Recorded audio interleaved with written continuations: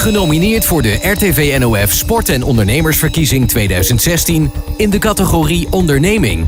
Heidsma Beton uit Kootstertille.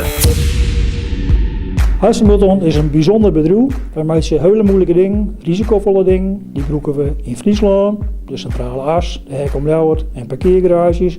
Maar ik volg verder voort. Duitsland, België, Frankrijk, Engeland. Wij hebben moeilijke tijden aan, waar is de trots wordt. Uw personeel verzint de prijs als kroon op hun werk. Dus stem op Heidsma Beton. Genomineerd voor de RTV NOF Sport- en Ondernemersverkiezing 2016 in de categorie Onderneming. Kollemer Courier uit Kolm.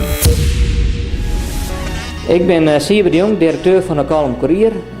De meesten moeten op u stemmen omdat wij 24 uur daags, 364 dagen in het jaar paraat staan voor zowel de particulier als de zakelijke markt.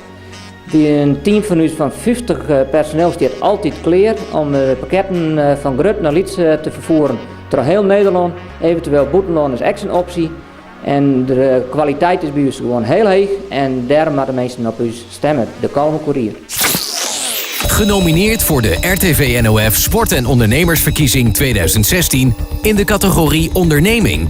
Isolatiehandel Van den Berg uit Marrum. Wij van Isolatiehandel Van den Berg, mijn naam is Gijs Moorman. Romy van den Berg, totaalleverancier voor de bouw ben wij. Wij leveren hier uit eigen werkplaats prachtige producten die wij maken met mensen die hier al hier in de buurt wonen.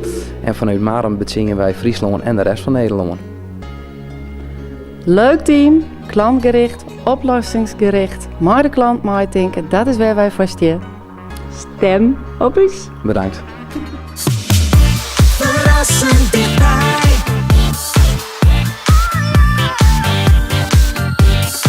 RTV